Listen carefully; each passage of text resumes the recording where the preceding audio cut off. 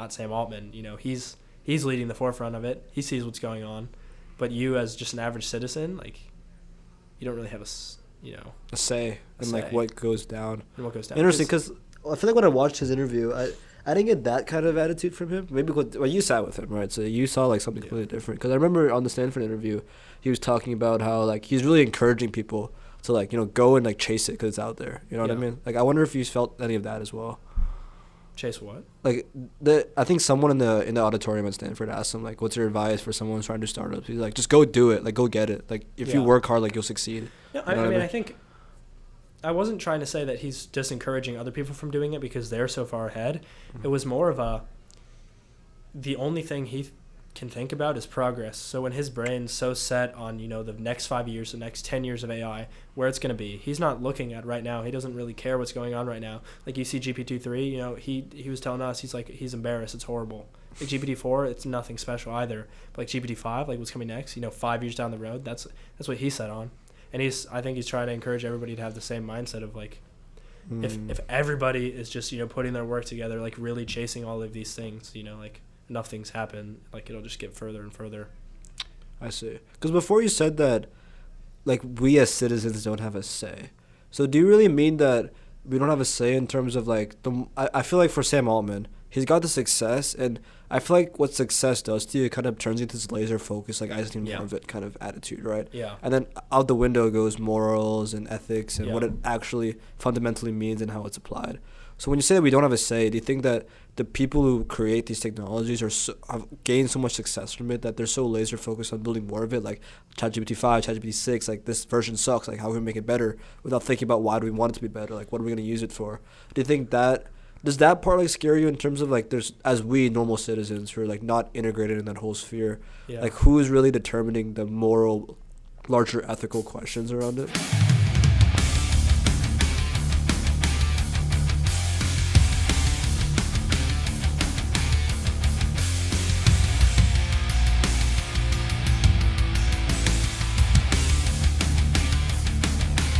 All right, mate. I can kind of look at the waves and be like, it's too big or it's too small. No, just keep adjusting. Like right here is like pretty good. Yeah, this is useful. Like decent sized. Perfect. If like back here is like, I'd have to talk louder from over here. Yeah, don't overthink it too much. Like I'll pick it up, but like just to keep in mind, it's better over there. But yeah, man, how we doing? Doing good. Solid, man. Yeah, tell me the best part of today. The best part of today? Yeah. The best part of today was the weather. That's a cheesy answer, but it was so nice. It was so cold last week. Yeah, dude, I loved it. I mean, I kind of enjoyed the cold. I'm not gonna lie to you. When it got freezing cold, like there was some excitement in it almost, because like it doesn't get that cold in Jersey. I don't know what it's like in Missouri, but how cold does it get? Does it get like -20 over there? I mean, honestly, it was like as cold last week in Missouri as it was here. Really? Yeah, it was when I left. Like schools were shut down and everything because it was like 6 inches of snow. So it was pretty horrible when I was there. Yeah. Like the last week, but we didn't get that much snow this year, I feel like. Like I was expecting feet upon feet of snow. Yeah, you know what I mean? No, it wasn't that bad. Yeah. I wish we had more. I feel like there's something inside of me that loves extreme weather. Yeah. If it's not interfering with anything, then I'm all for it. It's like I hate the rain until I'm like soaked in rain, and then I love it. So there's like a excitement of being soaked in rain, I feel like. Yeah. That you look outside, it's pouring rain, it's windy, and it's like dangerous to go outside almost. Like I feel like it adds so much to life, like this unpredictability of it. It's nice. Like I can't go outside. I'm trapped inside. So like I gotta hustle to get somewhere. Yeah. It's like I don't know what it is. I mean, I guess it's probably like the warlike energy that's baked into all of us. But yeah, you were telling me about this COVID-19 chip thing that I cut you off because I want to talk about this on the podcast. So tell me about it. Yeah. Well, we were talking about the microphones here, and basically, I have a Yeti Nano, which is close to the ones you use, just a smaller version.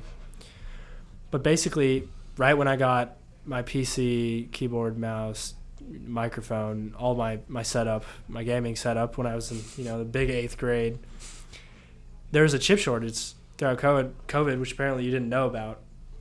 But basically, I think this could be wrong, but I think there was issues getting the chips from Taiwan and Korea to like America and everything, and specifically the like, gaming, computer sectors and the automotive sectors, because they needed them to make cars, were hit really hard. So I remember for a few months, car prices, like PC prices were just jacked through the roof. Like, I don't know, it was crazy. And so were you into like following economics and like world events at the time, like 8th grade? I mean, I don't think I had to go out of my way to follow that stuff, so I think I did, but I wasn't actively trying to. I think it was just, I'm at home all the time. I'm on my devices more than I ever have been in my life. Like, it's all in front of me. Yeah. And especially if it's something like, like up my alley, like, I just got a PC and all of a sudden the price of the same one's like jacked up. Yeah. I would notice it. Yeah, it's interesting to think about, because it's interesting how those key industries are impacted the most with the chips and automotive. And is it like true that most of those chips are imported from Taiwan and China? Like, do we rely on them mainly for like a lot of the technology development in the U.S.? Taiwan, definitely, we rely on that. My school always does this program called Praxis Week. Basically, it's for, if you want to go into engineering, they take you to a bunch of different facilities, all sorts of different engineering. Half of it was bio stuff, which I don't want to do anything with. So, the program was okay. But one of the days we went to a semiconductor company in Missouri, of all places. But they make all these random parts. It was a pretty big facility. I was surprised. But this guy gave us a long lecture on how important Taiwan was for them, and how, if China were to take over Taiwan, or if they couldn't get the chips they needed, then they'd fall under, and like so would half of like American technology. I mean, that's probably an overstatement, but we definitely rely on it very heavily. Yeah, interesting, man. I mean, do you know what's happening right now with the whole China-Taiwan situation? I think I've tried to know in the past, like, because it's been such a tense thing for a while now. I've tried to keep up with it and be like, this is what's going on, because, if I want to go into anything tech related, then, Taiwan matters in that way. But I don't fully know what's going on right now, to be honest. I feel like some countries have even like fully accepted Taiwan as like a part of China. I mean, a lot of websites online don't even include it as like an official country, which is like weird. I don't know what the government structure is like over there, like how integrated they are with China. Like, it's really confusing to me. Yeah, it must be like China's allies or something, maybe, because I know the U.S. does, and we've taken like a pretty strong stance on the fact that they're independent, probably for that reason. Right. That if we had to rely on China for that, that'd be like, just another thing. Yeah, I mean, we rely on them for a lot of stuff. It's kind of for sure. I mean, like energy related, or even I was reading about drones. Like, a lot of the drones in the U.S. are manufactured in China. Yeah, I think so. I don't know a ton about drones, but from what I've heard, I don't think the U.S. is a big producer of them. Like, and I think at the very least, I know drone technology is way more used and applicable in China. Like, they use it day to day. Well, they're really powerful technology. It really is. There's a lot that you can do with that in terms of surveillance, in terms of data capture. Like, there's so much you can do with that. And integrating drones with AI would be crazy. I saw this video the other day, like a TikTok, and this person got their like boba tea or something from a drone. What's that? A boba tea? Like bubble tea? Oh, boba tea. I said boba tea, but no, I know boba tea. Yeah. They got it, like a drone flew it into them, and they like dropped it in this machine. In the U.S.?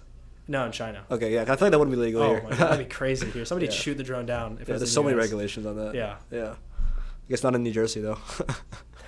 Did you see, I was on YouTube today, and I saw this video pop up on my feed about someone in the Trump administration, like, finally revealing the true causes of those drones in Jersey. Really? Yeah. I haven't seen that. I mean, it was nothing crazy, but what the girl was talking about was, like, how it was used for, like, either it was, like, research studies or, like, it was privately used. Yeah. So, I mean, I never thought it was foreign in the first place, but it's interesting that they finally, like, revealed what it was about. Yeah. Yeah. I don't know. It was weird. Why they all of a sudden revealed that. Yeah. It was weird. Last couple. I mean, it's been happening for a couple of years, too. Yeah. No. There's always some new news story about something like that, like foreign blimp, foreign drone. Yeah. What do you think about? I know a big part of the Trump's administration is like reducing our reliance on China in terms of import and export. So I know you're a lot more well versed in economics and stuff you're talking about. So what are your thoughts? Like, do you think that will be successful in the next 4 years moving away from that? I don't know. I mean, this is tricky because I feel like Trump acts like he hates China or something. You know, China this, China that. But then he's also, I feel like he's like meeting with the Chinese president more than other presidents are. So it's like, you know, keep your enemies closer type thing. I feel like in ways it could be positive, like learning to be more self-reliant and more independent in those ways. And obviously total independence is, you know, you don't even want that nor need that. So maybe in ways that could help. But at the same time, if you split off, we might be set back in ways, if you know what I mean. Like certain things, you know, they're, you know, further ahead than we are, or they're, you know, they're producing all these drones or whatever it is, and we are not. So how do you deal with backing off of something when you don't have even like a head start on that, or a start at all? So right, I have no idea. The drones is an interesting one because I don't think we're technologically less advanced in terms of drone production. I think with drones, there's a lot of regulations in the U.S. in terms of developing them, which I think that could be easily solved through. Yeah, no, that's for sure. Reducing those regulations in the government, but I do see that you can't like jump immediately. You can't just be like, okay, today we decide that we're gonna stop importing this from China, but we don't have it in the first place. So what are we gonna do? But yeah, I think Trump's major thing is with the energy, right? Increasing oil, fracking or manufacturing in the U.S. itself. What do you think about that, like energy related? I mean, I think definitely that would be the buzzword of the next 50 years is energy. That's like the most important thing we're gonna need for all of our technology and all of everything. And I think if there's any way we can, you know, achieve that here without relying on all these foreign countries, that'd be great. Unless it's something, you know, like all this like oil fracking could at some point it's harmful. So yeah, it definitely is. But I mean, I know they're working on all these other type of ways to get energy. What are some of those ways? There's like, I think there's like helium energy. Isn't that like a thing? I haven't heard about this. No. Like some. Maybe it's helium. It's like, how does that work? It's like if you like split an atom, you can like get it. Although I know there's like nuclear energy. That's its own thing. But there's like another one that's like comparable to nuclear energy. Helium energy. I think so. That could be completely wrong. Maybe it's like, it's definitely not oxygen. Hydrogen? Where did you read about this? Hydrogen, maybe. Maybe. I don't know. I heard don't know about it. anything Sam about Altman told me. Oh, really? Yeah. Watching a video about it? Huh? Watching a video about it or something? Or? No, like when I met him. You met Sam Altman? Yes. Yeah, tell me about this. I told you about this. You did not tell me about this, man. I've told you about this before. Nah, you have not told me. I've told you about this before. He went to my high school. Sam Altman went to your high school? He did. What high school is this? John Burroughs School. St. Louis, Missouri. Wow. Of all places. What the fuck? Are you serious, man? Yeah, he last year was my school's centennial. I'll search it up. All right. Yeah, last year was my school's centennial event, basically like 100 years, and so they had all these guest speakers come in, you know, random helion energy. That's what I was talking about. Where is it? Go back a slide. I was talking about helion. So it might be helium. Where do you see that? See in the overview? Over to your right. I'm stupid. To your right. Helion energy. He owns. He was talking about that when I met him. Oh, helion. Because basically, he came to my school for the centennial event. He gave a speech in our like a morning assembly. We have a morning assembly. Yeah. And then this one class had him, but they just stayed in like the massive assembly hall. So like there was like 100 kids still there after that.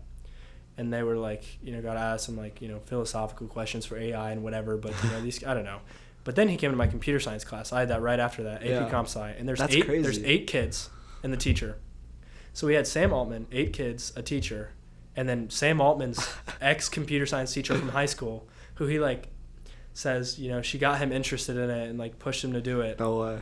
And, you know, 8 people, 45 minutes for Sam Altman. Like, you get to ask plenty of questions, which was, you know, in ways he might be filtered. You know what I mean? Right. So, but it's still interesting to hear from him in person. And, you know, I had prepared questions that my teacher was like, that was my assignment for that night. I prepared questions for Sam Altman. Hell yeah, I prepared questions. And so I remember coming across Helion Energy, and I was like, oh, here's this big thing. And when was this? So your senior year? Because COVID came, senior year. ChatGPT came out like November 2023, right? Yeah, so junior this would year. have been... That was junior year winter. November 2023? Yeah, when ChatGPT... 2022, sorry. When 2022. Yeah, junior year. It would have come out junior year, winter. This would be October of 2023. So about a year after. Yeah, not even a full year since ChatGPT was released. Wow. And he was there. And he came back this previous year, but obviously. Yeah. Hey, I respect him. He came back to high school. But, no, I know. I was like, he took time to come. Yeah. Yeah. I watched one of his Stanford talks, I think. Yeah. I think he was at Michigan at one point. No, when was this? Recently?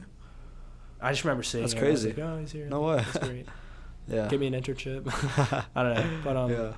It was cool. It was, yeah, just interesting. What is he like in person? Because I feel like online he gets this kind of persona where he's kind of like that typical CS kind of weirdo, like talking wise. Yeah. Like, did he seem like a normal person? Did he seem a little off? Like, what was he like in person? Yeah, I mean, I think at first my mind, being a comp sci guy, was like a bit like my mind was going crazy. I was like, oh, holy cow, there's Sam Altman right in front of me. But like it set in pretty quick. I was like, trying to see, who is he? Like, what does he act like actually? I think in ways he was filtered. I think in ways he wasn't filtered because he's talking. Filtered, like he held back, or what? He's media trained. You know what I mean? Media trained. He can't reveal all his secrets. He can't reveal all this and that. He can't. He can give his. I'm sure most of what he says is his actual thoughts, but I'm sure he has some, hidden thoughts because he knows more than all of us. He might be an AI himself, man. Yeah, he might be. I don't know. He honestly could be. Like, when you hear him speak, it's like kind of uncomfortable almost. That's what I'm saying, yeah. and I think it's because of like the media training and stuff like that. You think that's why? You don't think that's how he is as a person? He's dropped out of Stanford, right? I think it's when a person who he never set out to become a public speaker or any of these things, right? These tech guys made it because they're brilliant in some form. Like, he set out to do that, and so now he's getting all this media training, all this, trying to filter him to make sure he's, not saying anything wrong, for the company. He's a CEO, and, he wasn't the type of person to be in a position to be doing all this public speaking necessarily, but now he is. So I think could be why it comes off as a little awkward. Yeah. But, I mean, at some point you get used to it, right? I think, I don't know, I remember one thing I read about him one time was when he made his first company, when he dropped out of Stanford, he made this company called Loop T. It was like... What's it called? Loop T? Loop T. Looped, I think. Loop T. That's something my friend John says. Like, he says random things like Loop T. Yeah, it's a cool concept. It's basically just you can track your friends on your device. So you can be like at all times. Well, there's an app that's like Life 360 is like that? Or? Yeah. I mean, it's similar. But it was more of like a social use. Okay. So you could do friends, but he raised funding and everything. But I remember reading that the summer he worked on that, when he dropped out, he got scurvy.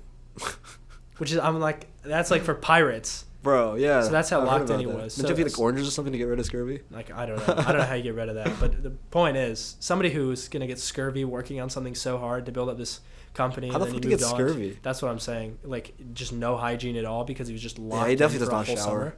That's what I'm saying. I mean, if you're making your company, he's definitely the type not to shower. That's what I'm saying. So, like, I don't know. I feel like, like if somebody's like that, they're not, that he's the type of person that can do that. He's not the type of person that's going to be speaking a ton. Right. Like, he probably never expected it.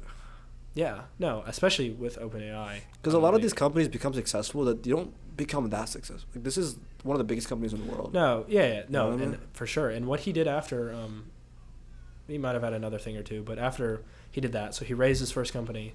Maybe he had another one or two or whatever, but then he worked at Y Combinator, if you know what that is. Mm-hmm. Big, like they promote other startups. So at that point, I think he was the CEO for a small stint there or something, or maybe a large stint, I don't know. But like he's not working on his own companies at that point. He's looking at what other ones will succeed in doing all this other things. So hasn't always been in that like running his own gig thing. Right. I guess he's always been a CEO.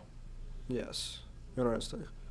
I mean, I wonder like how good of a leader he'd be, because I feel like a lot of his brilliance comes in his technological expertise, and also just like coming up with these like fascinating ways to make these kind of models work. Yeah, which is insane. I think that's a tricky thing, is all these tech guys who are so in tune and brilliant when it comes to the tech making things. These are the people that are having to decide all these moral philosophical things. I get governments intervene and whatnot, but he's still making some decisions out there, even though he wasn't picked for his role as that. He found his way in because of the tech, like his expertise there. Does that scare you? Well, going back to him talking in person, I think it was like uncanny valley level of like, it felt slightly off when he was talking, because it was like, and especially in the computer science room when it was just 8 of us, like he wasn't like up on a stage in front of a podium talking to everybody like he was there. He was like leaning against a wall, like with like a rubber duck in his hand, because we had all these rubber ducks for like, I don't know, it's like a computer science thing. Oh my god. But he's like leaning up a wall just like talking to us, like, you know, answering all these questions. And so he seemed more relaxed in that way, and like he's with his old teacher, you know, small room. But he was really like there's no stopping anything. Like he seemed to have the attitude of, in a way, it's almost already beyond us, or maybe not beyond all of us, but beyond you being not Sam Altman. You know, he's leading the forefront of it. He sees what's going on, but you as just an average citizen, like, you don't really have a say in like what goes down. And what goes down. Interesting, because I feel like when I watched his interview, I didn't get that kind of attitude from him. Maybe well, you sat with him, right? So you saw like something completely different. Because I remember on the Stanford interview, he was talking about how like he's really encouraging people to like, you know, go and like chase it because it's out there. You know what I mean? Like, I wonder if you felt any of that as well. Chase what? Like I think someone in the auditorium at Stanford asked him like, "What's your advice for someone who's trying to do startups?" He's like, "Just go do it. Like, go get it. Like, if you work hard, like, you'll succeed." Yeah, I mean, I think I wasn't trying to say that he's disencouraging other people from doing it because they're so far ahead. Mm-hmm. It was more of the only thing he can think about is progress. So when his brain's so set on, you know, the next 5 years, the next 10 years of AI, where it's going to be, he's not looking at right now. He doesn't really care what's going on right now. Like, you see GPT-3, you know, he was telling us, he's embarrassed. It's horrible. Like, GPT-4, it's nothing special either. But like GPT-5, like what's coming next, you know, 5 years down the road, that's what he's set on. And I think he's trying to encourage everybody to have the same mindset of like, if everybody is just, you know, putting their work together, like really chasing all of these things, you know, like enough things happen, like it'll just get further and further. I see. Because before you said that, like, we as citizens don't have a say. So do you really mean that we don't have a say in terms of like I feel like for Sam Altman, he's got the success, and I feel like what success does to you, it kind of turns into this laser focus, like I just need more of it kind of attitude, right? Yeah. And then out the window goes morals and ethics and what it actually fundamentally means and how it's applied. So when you say that we don't have a say, do you think that the people who create these technologies have gained so much success from it that they're so laser focused on building more of it, like ChatGPT 5, ChatGPT 6, like this version sucks, like how can we make it better, without thinking about why do we want it to be better, like what are we going to use it for? Do you think that does that part like scare you in terms of like there's, as we normal citizens who are like not integrated in that whole sphere, like who is really determining the moral, larger ethical questions around it? That's a great question. I think my answer to that is, when it's a product like Apple or something, like keyword product, it's a product for people to use. When you're selling something that has people in mind, I think the morals stick with you in a way. Obviously, you know, maybe they hit a feature that they could have put in the iPhone 11, but now they're going to keep it until the 17, like whatever. Right. But it's still, you know, they're making something for people. The way AI is, like, you know, ChatGPT, they weren't making money off of it at first. You know, like there wasn't even the pro, like there's not ads. Like, what are they getting, right? I mean, I'm sure they're raising money. Do you think they sold data? To fund it, huh? You think they sold data? I don't know. I mean, I think he looks at data, or maybe not just Sam, but like, you know, it's a very fluid thing. Like, they just want as much data as they can get. I don't know if they'll be selling it, but if they could get more by selling it. Well, collecting it's good in itself for them as a profit, but yeah. But back to your question. I think with something like AI, especially ChatGPT, it, like in its current form, you know, these things are looked at as aids to humans, right? It's, you know, it's a service, but, you know, in the grand scheme of things, I guess it's all generally to help us, but it's not like a quick product we're buying, right? It's much more complicated than that. They're making, you know, this tool that, and it's in a weird way, it's like conscious in some small way, if like eventually, you know what I mean? Yeah. It feels weird to call it conscious, you know? It does. You ever think about that? I mean, like, I feel like the weird thing with consciousness is, like, when you think of a robot, pretty much 99% of humans would agree it's not conscious, you know what I mean? But the more you think about what consciousness means, like, we can't prove nothing else has consciousness, you know what I mean? That's the scary part of it, because we have a very humanistic view of consciousness because we experience it in our way. Like, how do we not know that, like, other things don't have consciousness? It's kind of a weird one, you know, especially like when down the road we integrate so much humanness into it that Yeah. People start to wonder, like, look at that thing. Like, I feel like the way it's acting around me, the way it's talking, like, Yeah. it could have consciousness, man. That's the scary part about it.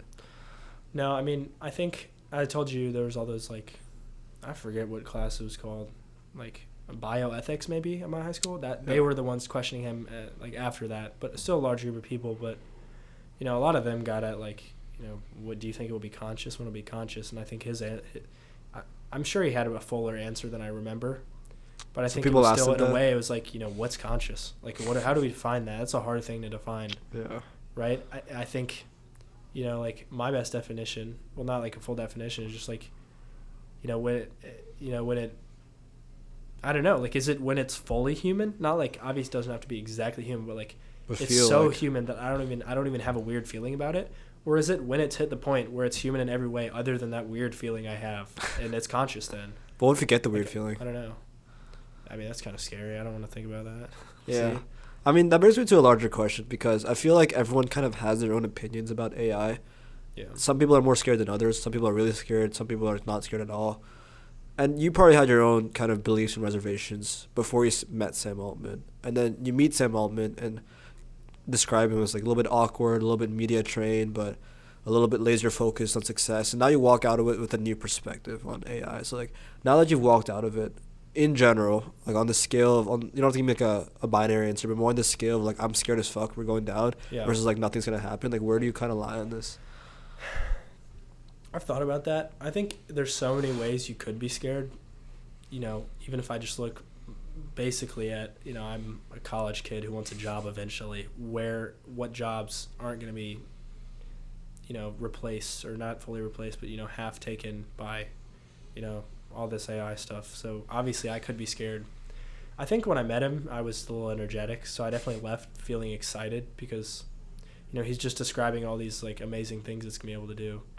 Like he was telling us, like, you know, like one of his goals was like, you know, this oddly specific math problem that it could solve, and he's gonna be like, you know, we've never solved it, we never come close, but like it, you know, hopefully it can, and it's not gonna be able to just do it in one thing, but it's gonna be able to be like it's solving it up until this point. This can be like, well, I need this information, and then Sam Altman, or like, you know, they can like ping it to somewhere else, like get that information, like have a lab do this, you know, like have, you know, do all these things that the AI needs to get up to the point where it can like prove this thing, and something like that is really exciting, where it's like it's something that we can use to, you know, further our understanding of something that we would not have achieved for so long. And so in those ways, and honestly, in a lot of ways, you can find joy in the meaningless tasks and stuff, but like if you think about it, I guess like do what makes you happy, but I feel like there's a lot more happy things most humans could be doing instead of their job. I get you can find the joy in jobs, but it's like, do you really want to do that? Do you really want to, you know, do all these different things? And so there's that, but like, I don't know. So I think I've chosen to be less scared, to be more excited, just to see where it goes. I'm so intrigued with it, you know. Mm-hmm. I think the word AI is so generally used now, but just all the different aspects of where it will be in 5 and 10 years. Yeah. But yeah, it's also like all of what I'm hearing is, you know, on the internet. I'm hearing it, you know, from these interviews, from, you know, news sources and everything, and I'm just kind of sitting in my chair reading about it, and so it's experiencing it. I'm experiencing it, but I'm not living through it, man. I'm not controlling it or anything. So I think sometimes I feel a little bit scared, but like not too often. I don't let it bother me too much. I am kind of excited about it, and I do read about a lot of the cool things that it can do. Yeah. And that's exciting, because I guess progress is always exciting, and seeing humanity's potential is exciting, which is cool. I think something you mentioned before rose an interesting question, right? Like the menial jobs will go away. Sure, we can find joy in other things. I guess just 2 other things that kind of came to mind when you said that. Well, do we still have to work some kind of money to exist in a social hierarchy with the other form of job? Or if we literally have AI created this like giant degree of wealth or et cetera, that let's assume that none of us had to work at all for anything. Only problem I see with that is like, sure, we could be doing other fun things, right? Like, I don't know, I'd love to go powerlift and wrestle, and I'm sure you have hundreds of things you want to do in your life. But I just feel like the one thing that we don't consider is that the necessity to do a job keeps us disciplined in a way. And it's so easy the second, like, just think about, like, if you had if a general person at class like 11 versus 9, they sleep until 11, right? There's like something in human nature that will make us choose the easy path. And I think when you don't have something so structured as having to work a career, that kind of gives you some peace because of how structured your life is. Like people can just fall in a rut and just find themselves like in a life where they're actually not doing those happy things. So it is interesting to think about. I'm not saying that will necessarily happen. Yeah. Obviously, it's not just like it's all gonna go away in a day. Like there'll be a progression to it. But I think there's just interesting things to consider as we talk about this potential futuristic society of either no work or either other forms of work, which it's really like interesting to think about what it would actually look like. You know what I mean? Yeah. Yeah, what do you think about that? Yeah, I mean, I've thought about that a lot. Like, you know, at some point, the whole idea that we could give up all of these, not trivial, but trivial pursuits of, like, you know, being a doctor, you know, it's great. I mean, obviously it's great. Like, I don't want to, you know, put that in a negative light at all, but, like, you're doing it because people get ill. Like, if people didn't get ill or something, not that would happen, but, like, if the AI could, you know, do the doctor's role, like, would we need them? You know, I don't know. But then you could do something else. Like, you go, you know, do music or something like very human that's, you know, you could enjoy. But I do think humans take the easy path all the time, and it'd be... So I think definitely jobs give people purpose, and we need those. But I think it'll be a long time until it, you know, genuinely is the physical robot. Because a lot of things need to be physical. They can't just be, you know, done online. I get a lot of jobs happen online, but... You know, we've built everything in a human way. It needs to be done in a human way a lot of the time. So I think it'll be a while. So I don't think we have to worry yet. What is the coolest thing you learned talking to Sam Altman? That's a very, I don't know. Sat in the classroom with your 8 friends. This man, it's a genius in front of you. I don't know if I told you this, but one of my previous teachers hated Sam Altman. Really? It was funny. I don't have to get into it. But it's hard to, like... You know, I was like, I'm not going to go into it being like, I hate this guy, I don't care about... I mean, you know, I feel like it's... Especially at the time, because it wasn't as big as it was now. It was like, you know, he's doing his thing. I'm just kind of curious what he's doing. You know, I'm going to ask him about that. I think the math problem thing I said was the coolest thing. That was one where it could, like, kind of direct us into, like, this information we need, that information we need to solve it, or in general. Basically, like, it would do the solving. It's just, you know, certain things can't just be solved just through theory. You know, it needs to be done in practice, like in a lab or something like that. Right. It's like, you know, it could ask us for that, and, like, you know, we'd give it the lab data, all the things it needs to do to solve the problem. It's like it would be like an interaction. So I think, you know, like, maybe there's like a ceiling of human conception, like, you know, what we can actually think, and the idea that, you know, this thing could break beyond that. It's a very... Yeah, that'll be a weird one. I don't know. Like, if it's thinking at a higher sphere than us, then it's hard to even believe that the answer comes with it was true. Like, yeah, but I guess if there's ways to prove it, it's like, okay, I know, because it must be. You know, it's gonna, like, it's, you know, it could just prove it. Yeah, I mean, we'd have to have a way to fact check somehow, but it's like, how do you fact check something that's beyond? I use AI to fact check most things. Exactly. Have the AI fact check the other AI? Yeah, that's fucked. It's hilarious, man. I don't know. It was just cool to hear him talk a little bit more personally about it, like his thoughts on things. I'm sure 95% of what was asked and what he said, he had said somewhere on the internet. Yeah. But I guess a few of those, you know, times in that smaller room where he was, you know, really getting into what he wanted it to look like in 5 years. Like, that was cool things to talk about. I feel like when we look back at progress over the years and we see how far we've come, we see that, oh yeah, like, people back in the day could have never imagined something like this, right? And we kind of use that same logic as we look forward and be like, just because we don't know it now doesn't mean it's impossible. And all the things we're dealing with right now, if you look at the exponential rate of progress, within 5, 10, 20, 30 years, that will be solved too. Yeah. But I think we fail to realize that some fundamental problems have existed in humanity forever and probably will take much longer to solve than others. So do you think there's fundamental problems with our vision of AI, like major roadblocks that we think could just be solved, but like are probably going to take much, much longer to like really get into and will probably halt our progress? Before I answer, like, what do you mean? I mean, I think I know what you mean, but I just want to hear you say it. Like, when you say these fundamental human problems that can't be solved quickly. I think the first one that comes to mind is a lot of our human nature that's baked into us has continued throughout all of our history. Yeah. Whether that's the hunter-gatherers or the civilizations in like 20,000 years ago, the agriculture of the civilizations to civilizations now. Like there's so many patterns we see.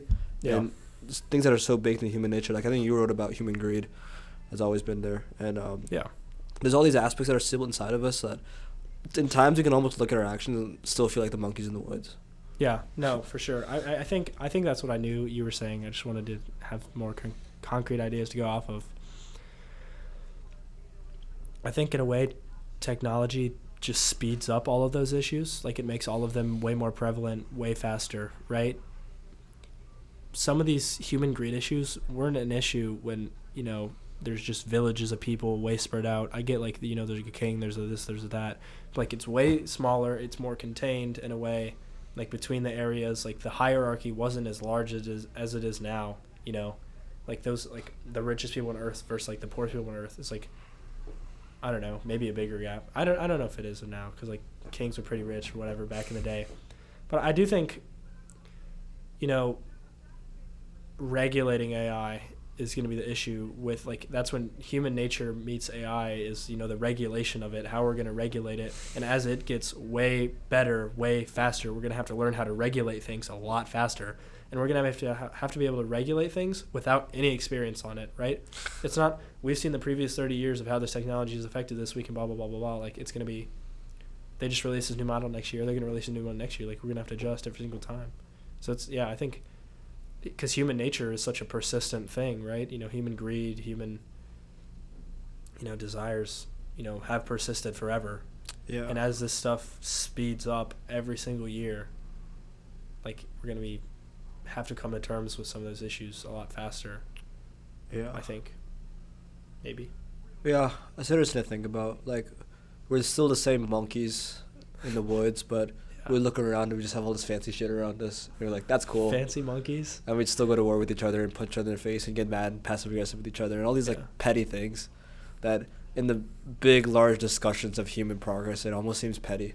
Yeah. You know what I mean? But I wonder if just because that issue with human emotion and regulating human greed and emotion hasn't been solved yet, does that necessarily mean it's impossible, right? Because sure, it's been proven that we've advanced so much in technology over 200,000 years of humans, yet that has pretty much stayed the same, right? The stories from the kings and queens and the hunter-gatherers about their emotional like actions in their day-to-day life are the same as they are now. But I wonder if we'll ever reach a point where we can find a way to balance human progress and find a way that, like, we obviously, I'm talking in very, term, like it hasn't been invented yet. I don't know what it could be. It could be like something that we can't even conceptualize yet, but invent some way to actually like taper down our human emotional patterns and greed, etc., and find a way to progress without us killing each other in the process. And I wonder if we can figure that out. There might be a way to do it, and maybe in civilizations in general, like that advance and become successful if there are other civilizations out there. Maybe this is like the same stage that every civilization goes through. Like maybe we're about to reach some like tipping point in the next 1,000 years where we figured it out. Like we can hack our genes in a way that we can still be human, what it means to be human, and feel happiness, but regulate it in a way where it doesn't fuck us over. Yeah. No, I mean, I try to be optimistic about things, right? I feel like going back to the whole village to big city scenario to, whole world interconnected scenario, if you do think about, like, the issues of humanity, I think in ways certain ones definitely never get addressed fully, but certain ones get a lot better. Like, you look at, like, civil rights and things like that. Like, I think, obviously there's still issues and, like, all the time. I'm not going to deny that. But, like, I feel like it'd be foolish to say it hasn't gotten better. Yeah, right? It's got better. And maybe 1,000 years ago, some civilization had perfect, everything. Maybe they did, but like, that failed. Look at where we are now. So like, in the last 100 years, 200, 500, 600, I don't know, whatever years, things have gotten better. And I think maybe that is like the interconnectedness of realizing, when you're in a small village and it's, it's a lot easier to control people if you're like that one higher up person to, you only deal with the things that are around you. But now when everybody's together, it's like, as a collected world, people are having to like accept more things, being, we're all in this like together type situation. So like, civil rights, when it's, you know, all white people, and then you introduce something else versus when everybody's different in like a whole world scheme of things. Like it's all harder to be that way. So like I think what I'm trying to say is moving forward, I think you need to be intentional about things to get them to get better, you know? Like they won't just necessarily get better. You have to fight for it to get better. Everything being always fixed, because like somebody could just be born in a certain way. I don't know if I think somebody's born evil. Like I don't know. But, you know, people turn not necessarily evil, but you know, do certain actions which everybody else seems to agree is wrong, like all the time. And so like, you know, things like that, how could you get rid of that like entirely?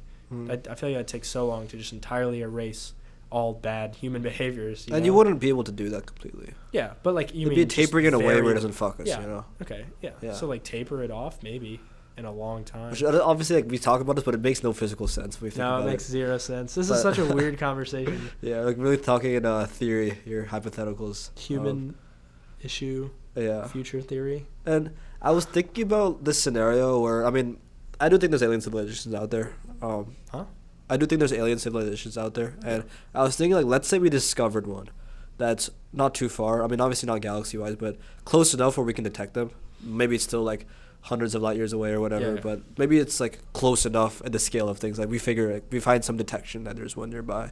And I feel like a lot of people think about that as, like, the unifier of humanity, because all of a sudden, the us versus, like, we're always at war with each other, but the fact, at the end of the day, we're all human. Yeah. And, like, there's that alien civilization out there.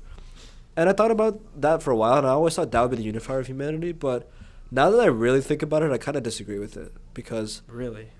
Let's say we do discover a planet with intelligent alien civilization. And let's think about humans the way they are with human nature. Every country is going to be like, I got to get there first. Yeah. The economists would be like, what profit is there to be gained here? You know? I think... The military is going to be like, okay, well, how can we make sure that we're the first to get there so that we have the military advantage?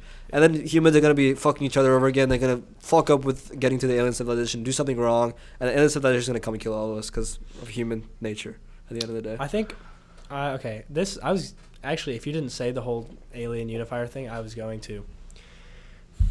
I think the way that it would be a unifier is if it's very much an oppressive relationship where the aliens are being outright aggressive towards us or something. Because if not, then I think, like you said, if we realized we were on a similar level to these aliens, or if they were somehow, you know, less conscious or, you know, technologically advanced and we could exploit them somehow, then I'm sure human nature would take over in that way. But I do think of it like, you know, it is also human nature to bond with those who are most similar to you, you know, whether, you know, and on Earth, it's, you know, not always, obviously, but, you know, especially in times of, you know, like war, you know, some issues, like, you know, if you're like the same like nationality, religion, race, like that always has been bonding people together, right? And if it was like, you know, these aliens are like trying to attack us, that's just a ridiculous sentence, but that it would be like, I think that's when it'd be like, well, now our unifier is that we're human, and we have to unify over that because this thing is happening. But if it wasn't a situation where, like, you're facing some sort of danger or something like that, then, like, I don't think it'd happen. Yeah, I really hope so. I hope it unifies us. You hope, and let me get this right. You hope we find some conscious alien civilization that tries to, you know, fuck us up. Well, no, I don't hope that. But I hope that we're scared enough, but let's say there's no threat. That we all bond together. But I hope that we discover it, that we bond immediately just because of the idea that they could. Yeah, I mean, I definitely think there are, like, it's just, if you look at it, like, on a, like, science and probability way, it's like, and I mean, I'm just trusting the scientists that are telling me the universe is as big as it is. I don't actually how can we know. know that, I've never been out there. You know what I mean? Yeah, but that's what I'm saying. Like, my friend if it is as big as it is, like, the odds that this would be the only thing occurring, pretty low. Now, I get the odds that everything took place as it did for Earth is already ridiculously low. Yeah. But, like, if the universe is, like, theoretically that big, or, like, there's other universes, then, like, feel like that happen again, but it doesn't have to be the same way. It can be a totally different way. So, like, that's interesting to think about. There's like this hard step hypothesis which says that they analyzed the evolution of humans and they said there was like multiple hard steps that we somehow overcame to get to intelligence. Yeah. Which means that it's so unlikely to actually get to intelligence that it's probably never going to happen again. But at the same time, I kind of disagree with that because even if it's like 1/1,000,000,000% chance, Yeah. if you actually use like the estimates that scientists have given of the size of the universe, it's probably many more. Like, and I want to pull this up just so I'm not like, I want to fact check this, but there's something called the Drake equation, which I've heard about that. it like estimates the number of aliens. That was helion energy was helium, by the way. It was helium? A fucking idiot. We're gonna read about that next. This is really interesting because it explains. It's like a mathematical way of understanding how many alien civilizations there are out there. So That's let me open this in you. It actually made perfect sense to me when I read about it. Because like at first sight, that's like that part doesn't make any sense, right? But let's think about it. So let n equal the number of technologically advanced civilizations in the Milky Way galaxy. All right. So probably as I don't know what they're defining as technologically advanced. I hope we're technologically advanced enough. But we didn't make the cut. So it's equal to R, which is the rate of formation of stars in the galaxy. So we're assuming that you need a star first there, probably for energy related reasons, times the fraction of those stars with planetary systems. So okay, they gotta exist somewhere on a planet. Times the number of planets per solar system with an environment suitable for life. Now that's the biggest one because like how do you actually define a planet that's suitable for life? We're assuming probably water, temperature levels. I think those are the two biggest ones. The fraction of suitable planets on which life actually appears, times the fraction of life-bearing planets on which intelligent life emerges. Like that's also another big one where it's like, okay, how small really is that? And times the fraction of civilizations that develop a technology that releases detectable signs of their existence in space. I mean, that's only if you. I guess that one doesn't really matter if we're talking about do they exist or not, but in terms of the ones that we find, eventually. In connection or anything. And times L, the length of time such civilizations release detectable things. So, yeah. I was going to say that earlier. You say the whole, like, it's ridiculous how we ended up intelligent because we had to overcome all these hurdles. Think about when that hurdle was. In the grand scheme of time, that hurdle was very, very, very, very recently. And we're like, it's been like this small little blip of time that we've ever been intelligent. It's crazy. So, like, if you go, like, to all of time, it's like, when you, like, the whole thing, like, you look out in the stars, like, what you're seeing, that star, like you see a shooting star, like that wasn't just now, that was like a long time ago because it took that long for the light. That's always wild to think about. I know, it's like, that didn't happen. That happened so long ago. Like I can't even imagine that big number. Like what the fuck is that number? Because like I think light's that's a weird thing to think about with music. I don't know, but also, maybe we have zero clue what a suitable environment is for a planet because we've only seen one with real life. So maybe you don't need oxygen or water. Yeah, we have very little like idea what life substance. is. Yeah. Maybe on another planet. That'd be sick. Water is not H2O. It's like O2H. It's like O2H. Yeah. It's like a different density with a different thing, and like air is a different thing. I don't know. I think the coolest part about this equation, and whoever invented it, Drizzy Drake from Canada. Drizzy Drake. He like Jersey Drake equation. He opened up like all these different fields of study. That pretty much like each of these variables here is like another field of study. You know what I mean? I feel like I could have wrote this equation. To be honest. Honestly, yeah. But I guess putting it out there finally. Drizzy Drake. I mean, it's a pretty simple equation. I'm not gonna lie. But it's good to have it out there now. That's something we can refer to. Just a common thing. Yeah. Which is cool. But yeah, currently, like when they actually, I mean, obviously, like nobody has the numbers of these variables, but when they do the estimates, technically, there's hundreds of billions of civilizations out there. That's what I'm saying. Drake's right. There we go. See, that's exactly because like.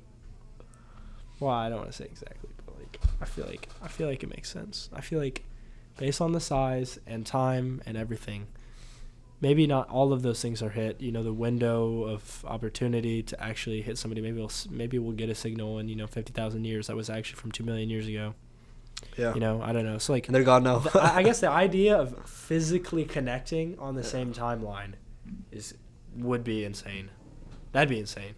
But everything about humanity is already insane. It's insane that it happened in the way it did. So. Yeah. It's really crazy. That'd be dope though. If we met aliens, it'd be cool. Yeah, it would be sick, man. And just like seeing how they are, I'll be fucking freaking the fuck out. I'd be so scared. Because like, I feel like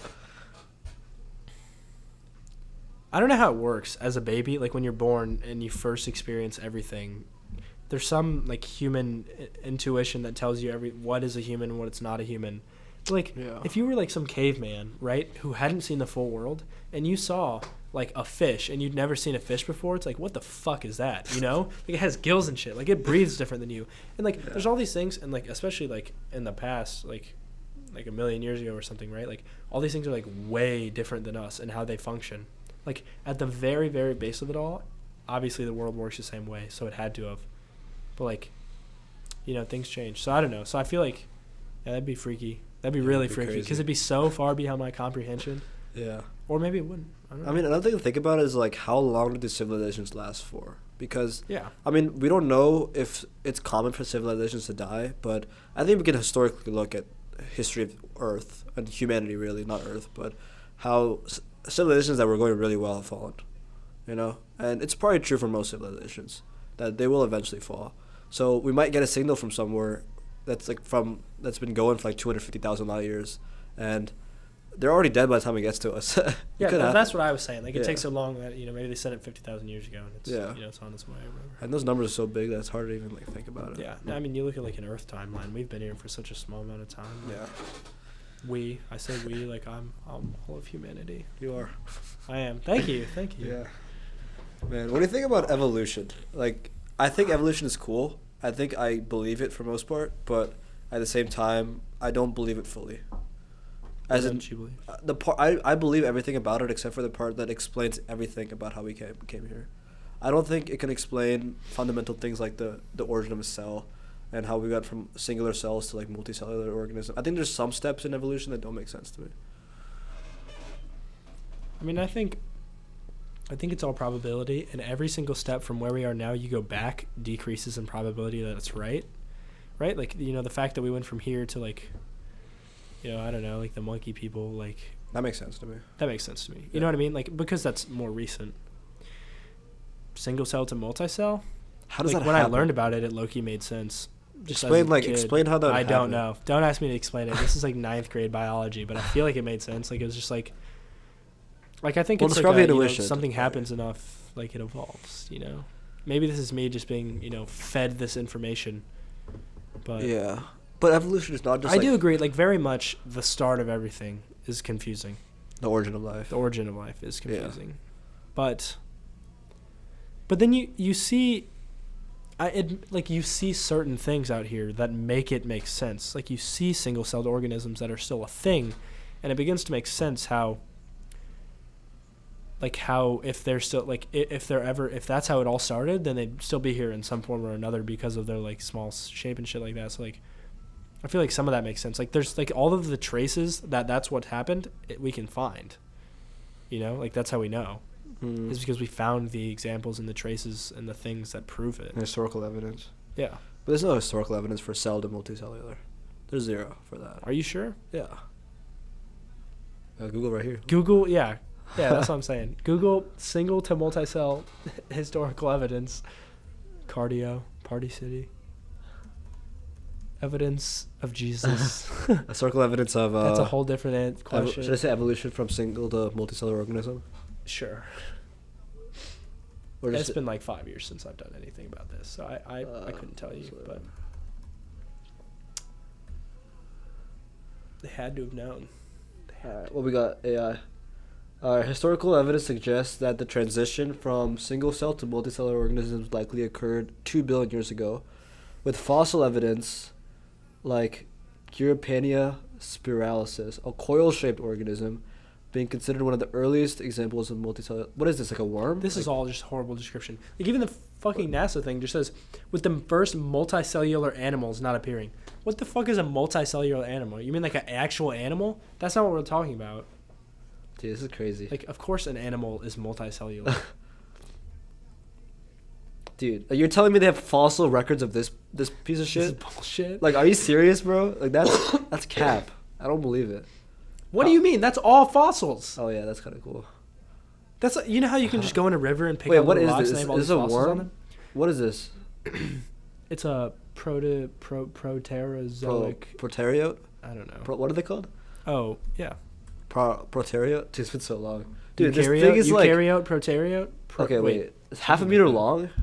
Half a meter? Dude, that's insane. So tell me a little cell. Oh, there we go. We got this piece of shit. But somewhere earlier it said like every step took way longer. Like, okay. Like as it went. What are those like, steps? Single cell to multi cell. Just look up like evolution. Should I search up like steps?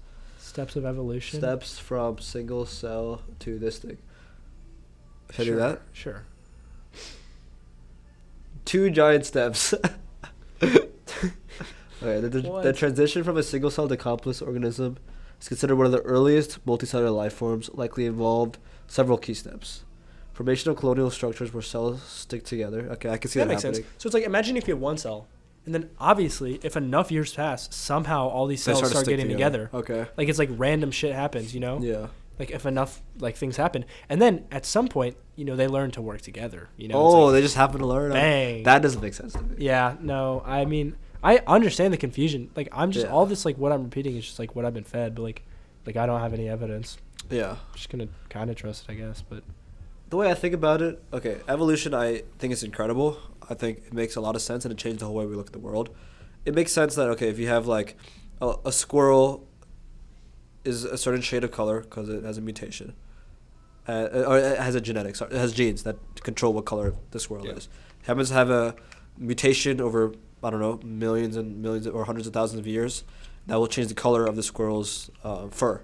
And over time, one type of squirrel will reproduce and survive based on the environmental situations, and et cetera, et cetera, et cetera. You have squirrels that are like greenish and brownish that match the color of grass or whatever environment they're in, like white snow, there'd be white squirrels. That makes sense, right? And I think that it makes a lot of sense, and evolution can, if we extrapolate that, it can explain a lot of the steps.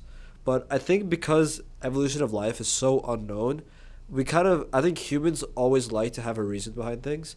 So they want to extend this theory of evolution as far back as they can and use whatever evidence possible to be like, oh, yeah, it's evolution. We figured it out. We don't want to like stress about this anymore because we figured it out. I'm not downplaying evolution, but I think it's evolution plus something else that we haven't figured out yet, which is reasonable if evolution is so recent.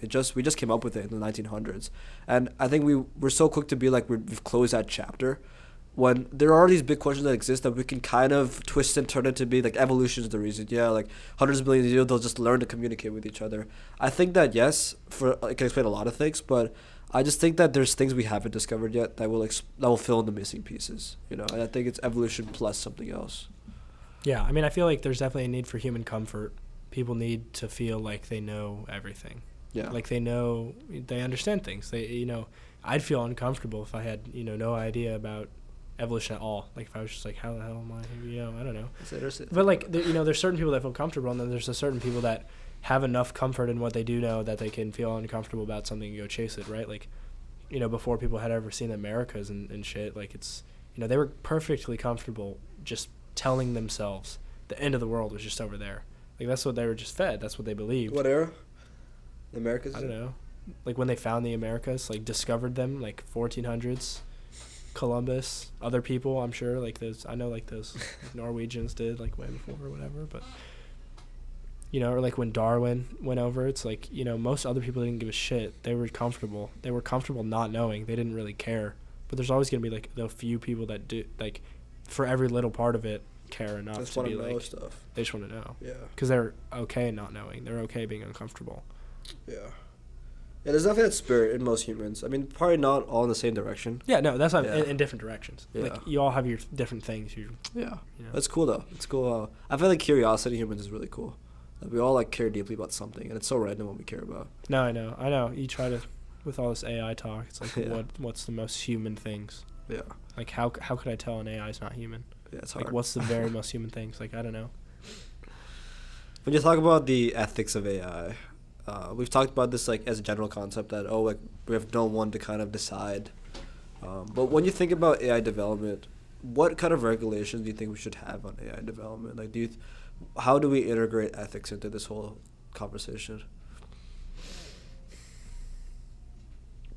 I feel like there's going to be a need for two distinct uses of AI. There's the human interaction where your average citizen, worldly person can access and use and daily life, and then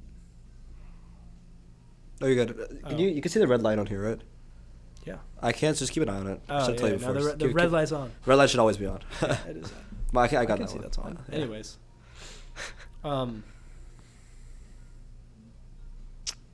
was asking about ethics of AI.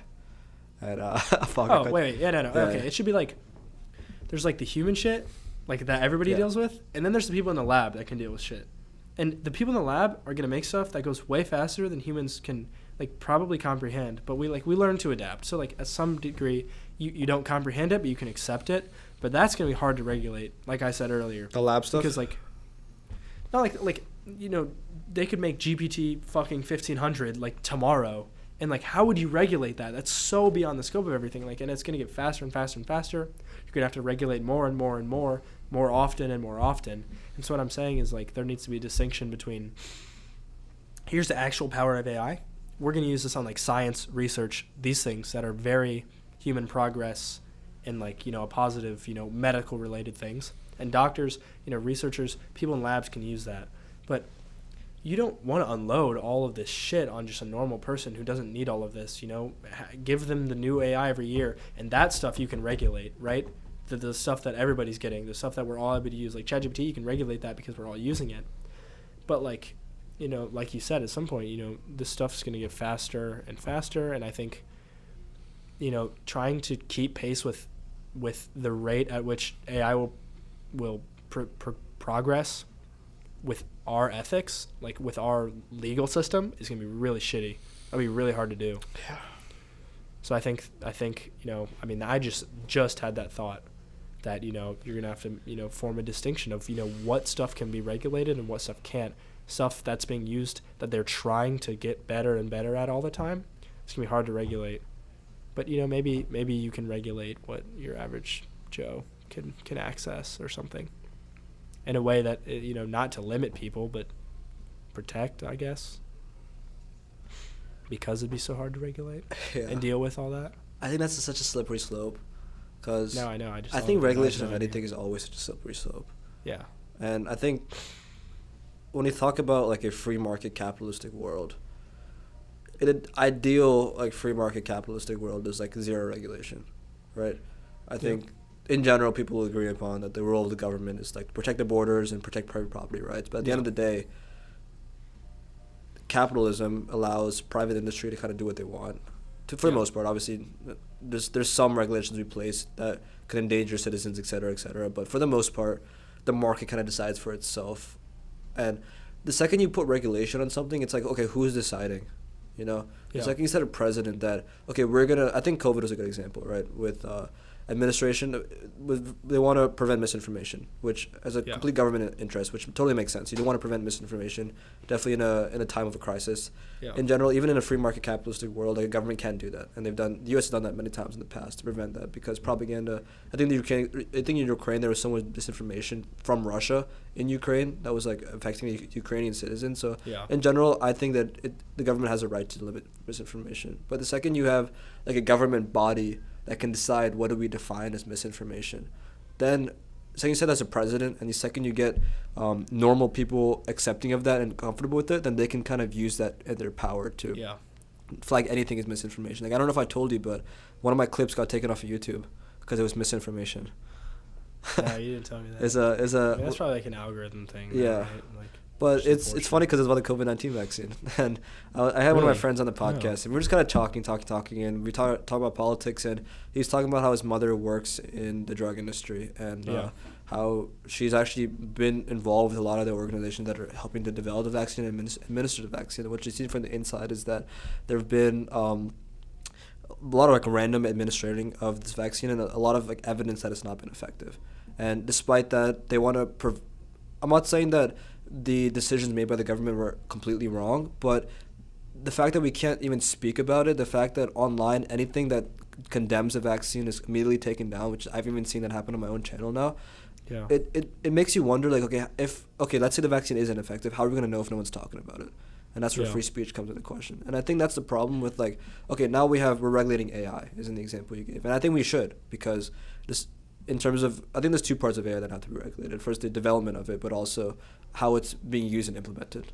And I think the problem is that, okay, when you have this like regulating body in the government that's deciding, okay, we're going to regulate it, we're the ones deciding everything. Like the second you're regulating something as powerful as AI, it's so easy to kind of just like nudge it a little bit this way, that way to, I mean, if they wanted to, they can make it politically biased. If they wanted to, they can use it to completely change public thought and opinion, which is powerful because it works like that. Really like most, powerful. I think that 60% of Americans don't have genuine beliefs. They just kind of follow whatever they're consuming. Maybe more than that. Fair. Maybe 80%. So I think that's so scary because I believe we need regulation, but I don't know how to do it.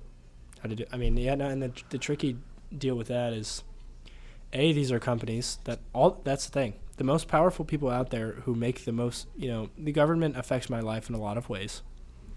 But, the things on my phone and my laptop and increasingly more in the future affect me a lot too. And those are companies, which the government regulates in some ways, but, they don't regulate everything about it. And so the difficulty is, these are companies at the end of the day. Maybe they're conspiring with the government and somehow, I mean, that's just a bullshit thought. But, they could be pushing it slightly politically some way because they need, they want to keep their program running or whatever they have going. And then also these government officials don't know shit about all of this stuff, right? And I can't fault them for that. How can you simultaneously be an AI expert and work in the government? It doesn't work. That doesn't work out. But like, that's such a tricky thing to regulate because it's the most confusing thing with the most adaptability to be used for misinformation and things like that. Yeah, especially because we think about what are the most human things we can trust, right? How we got our sources of news, and in the past, it's if it's printed in some official paper that you you got this paper from this place, and then this person clearly wrote it, it's one thing. But now it's like any form of online media is how can you believe anything? Yeah, I guess there's a degree of a lot of things you can just believe, and if you find out it's wrong, it's whatever, who cares? It's a very minor thing. It's useless information. Like a sports thing. That fact was a lie. Oh, wow. That fact was true. Or certain things you can be I guess now it's that came from an official account, or that's an official website, and you can be there we go. But I don't know, those lines will potentially fade. It'd be scary, man. One thing that I've heard suggested that could help us is deregulation of AI, where it's not contained in a central body, where it's not one private company owns all of it, but it's kind of decentralized in terms of ownership of it. Like a Bitcoin AI. Yeah. Okay. You think that could work? I mean, it's hard because how do you what's an AI? Yeah. What is an AI? What's an AI? Right now you'd think ChatGPT. That's a website. A website has to be. I guess the company that owns the model that has all the data and all that is a decentralized thing. How does that? Because they're a company. How does that work? But then they'd also have to work with every other AI company. I don't know. So that's a really complicated thing. I wonder how it will play out in terms of how many AIs there will be.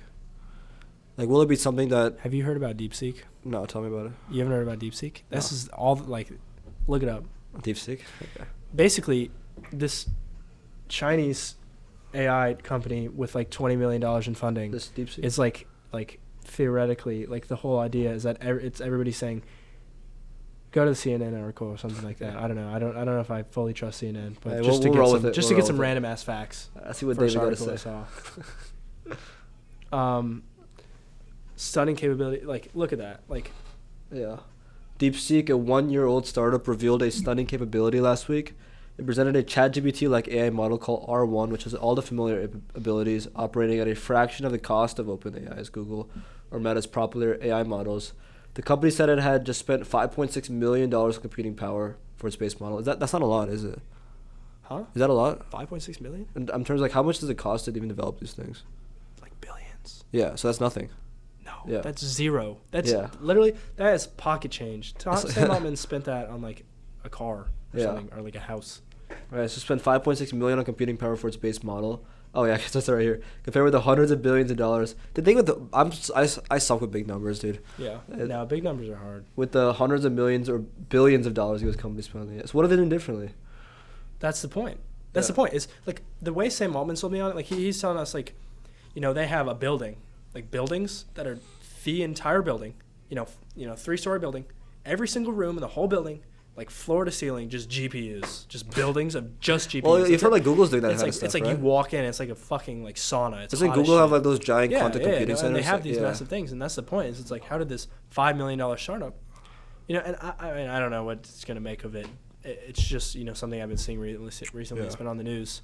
Yeah. Like it's 1 year old with way less funding, and somehow it's I haven't seen the evidence that it's Are we allowed to use it, or like in the U.S.? I think you can use it. Should I try? You want to try? I think you can use it. But my point is, like, I don't know. I haven't looked if it's outperforming, but like even the idea that it could outperform or perform like even close to as good with that much less funding, because how does that funding work? They're using all of their. Should I make an account? I kind of feel scared. It's like they're definitely taking all our data. I guarantee it, bro. I have no doubt. Okay, in my well, mind. the point is, you could use it. I think if you wanted to, but my point is just like the idea that it could be close to as good with way less funding. Because like, what does ChatGPT use funding on? Right, like energy, and buying data. They want as much data as possible, and they need as much energy to use to do that. So how does that work? How do they have so much less money? How could they make something as good?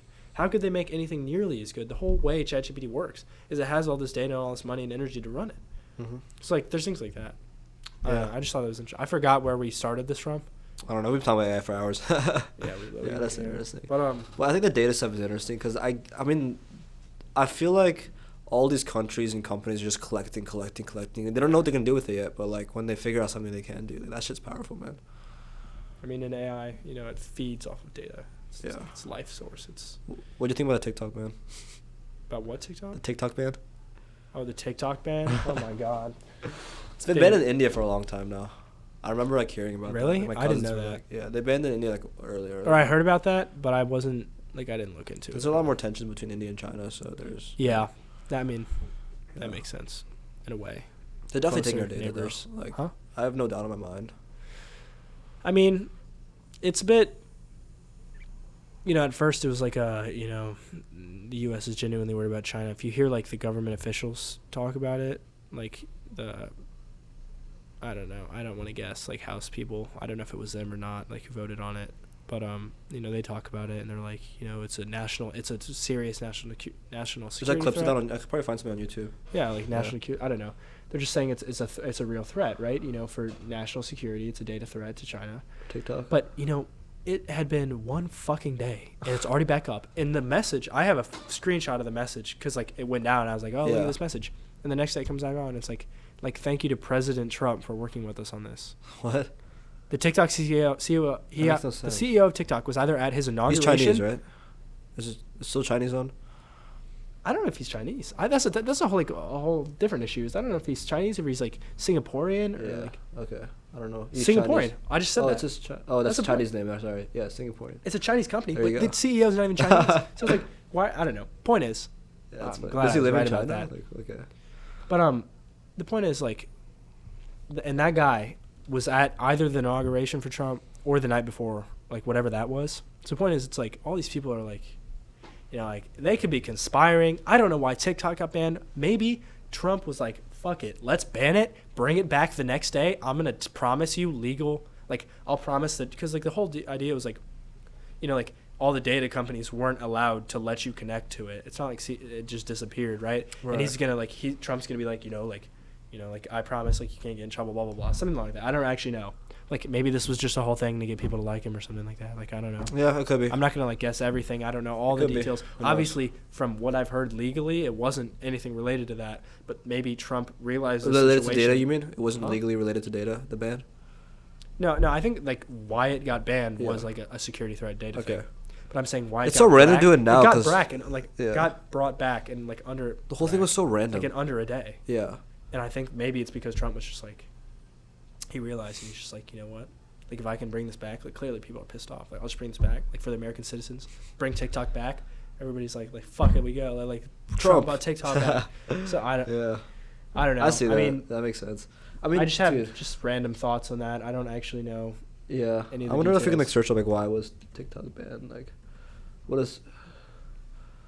It was the Supreme Court ruling, right? Yeah. I mean, data collection and yeah. Well, they're definitely doing it. They are. That's why, and that's the thing. It's like you act like Trump. I feel like in the past he's given off the idea that he's against China, against I mean, all he's this, talked and about it a he's lot. bringing back TikTok. Shouldn't he be the one that's like get rid of it? It's like taking. Well, I wonder what's happening in the back doors. That's what I'm saying. I mean, there's probably so much we don't know. At his event, like we're like talking to each other. They're putting his name on that. Like, it wasn't just like TikTok's been brought back. It's like the TikTok had that TikTok message. Back. Yeah, TikTok had that message. Like they're like, thank you to President Trump for like working it out. I wonder what this video is about. I don't know. Today, the Supreme Court ruled to uphold a law that would prohibit the use of TikTok in the U.S. The justices unanimously determined that the law requiring the hugely popular app to either be sold or banned in the nation does not violate the First Amendment. The court also said the measure is necessary to address, quote, well-supported national security concerns. Yeah. The CEO of TikTok posted his response I want to see like their split of votes.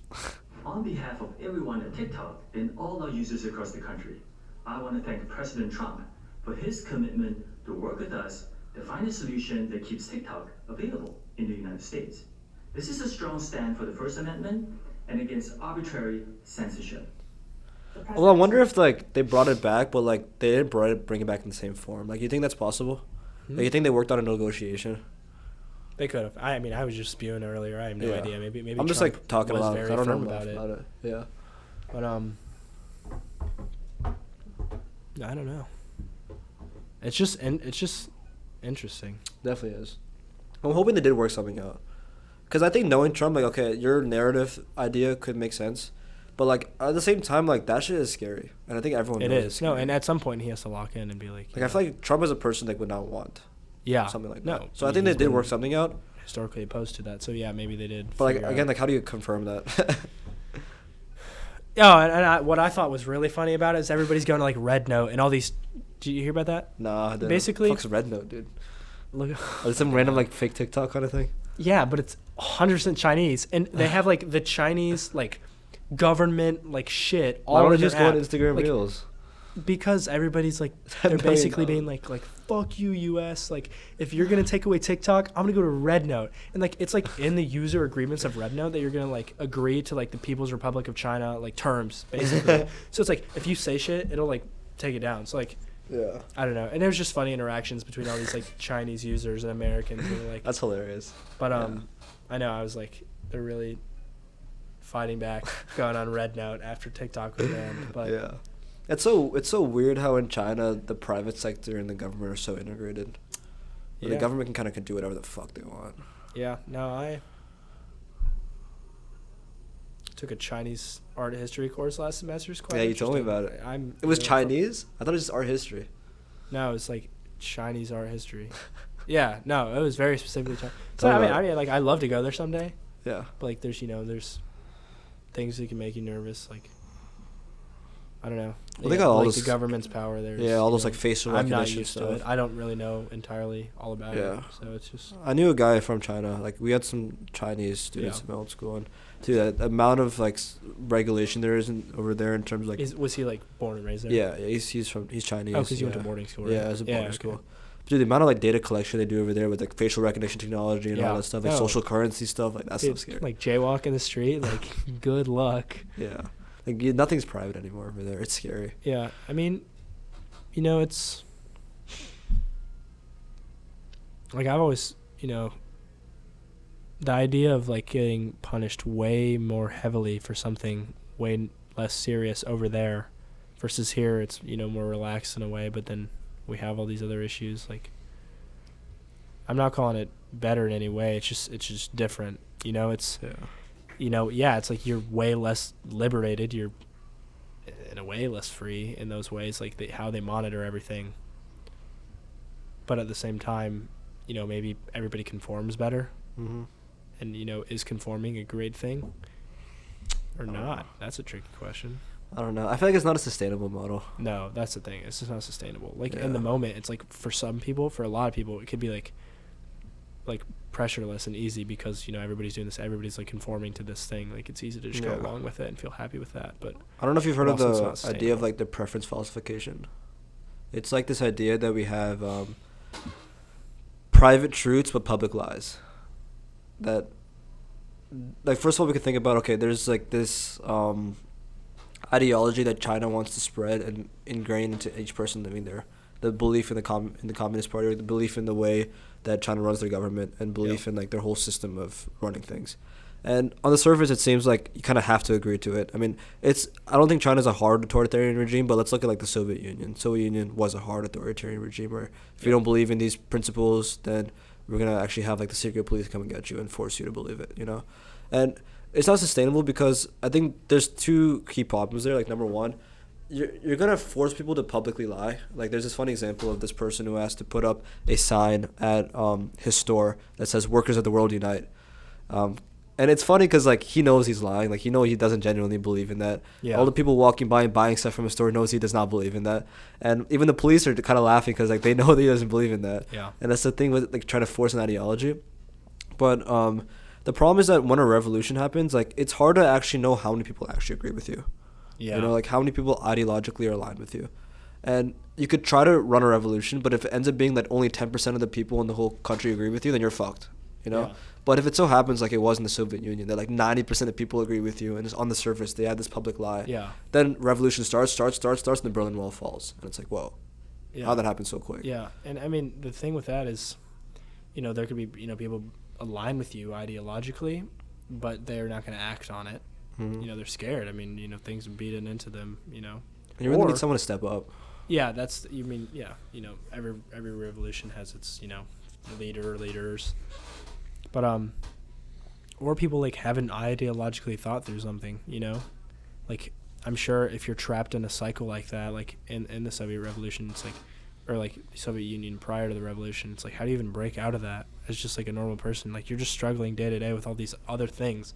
How can you have time to be like ideologically aligned against it? You know, like deep down, you know, you dislike it or whatever, but like, yeah, I don't know.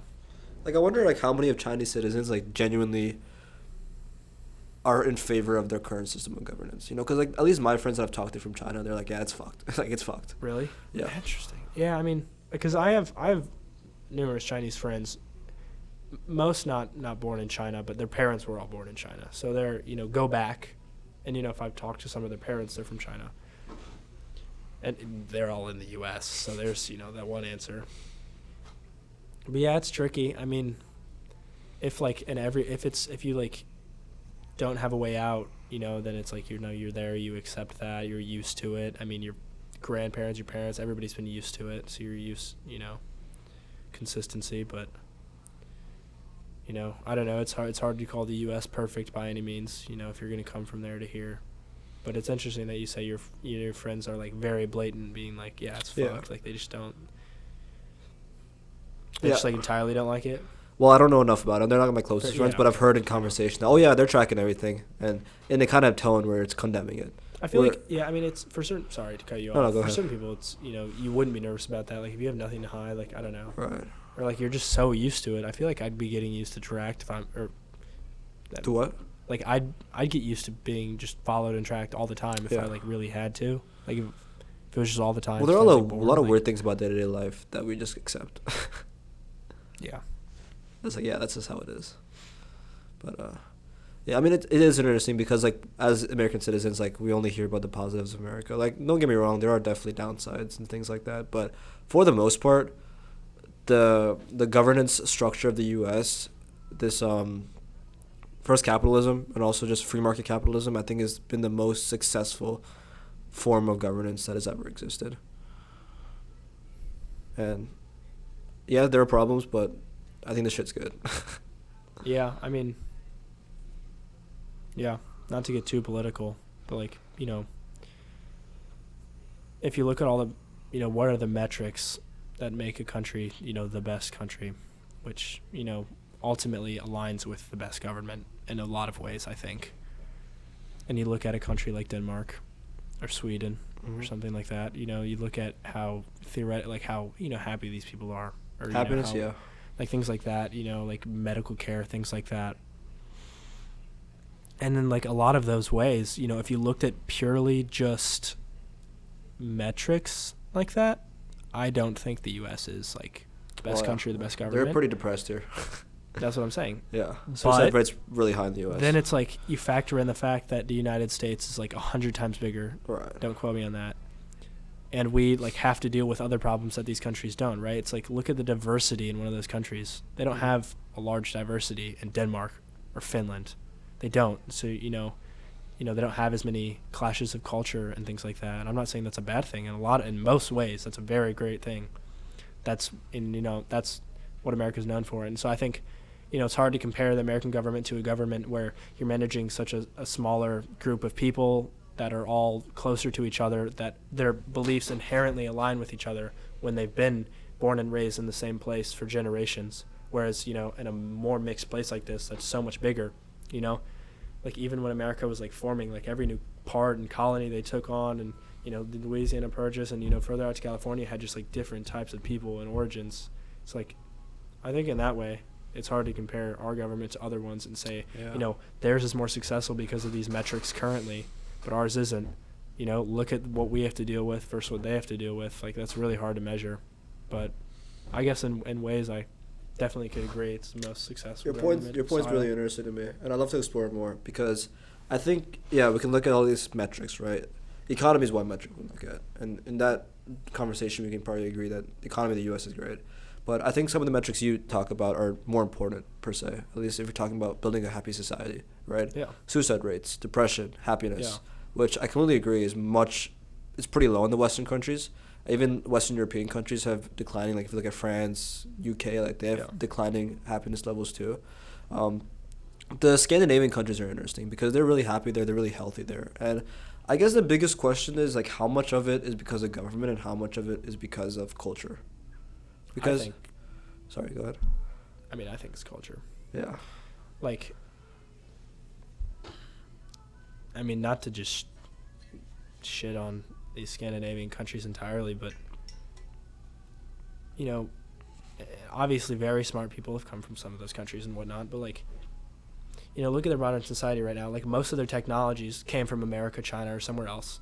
So, like, how much of the stuff are they doing for themselves other than preserving the culture they have and keeping the Scandinavian people, the Swedish people in Sweden, or the Finnish people in, Finland? And, like, it's not like a very large amount of people are migrating and moving to those countries, right? Most of Central Europe experiences that, migration from the Middle East and, like, all those other things. So, like, there is more of that. And, like, I think that's a lot to do with it is, like, it's easy to preserve culture when you don't have a lot of new people coming in and you don't have a lot of people leaving. Like, I went to Sweden this summer, and that's how it was. Like, everybody's white. How's that? Literally everybody's white. I really want to in my Sweden friend back. group, like, we have, like 2 Indian guys, Chinese guy, like, some white people. Like, we were, like, the most diverse group of people in the entire city of Stockholm, I swear to God. That's hilarious, man. Dude, I really want to go to Sweden.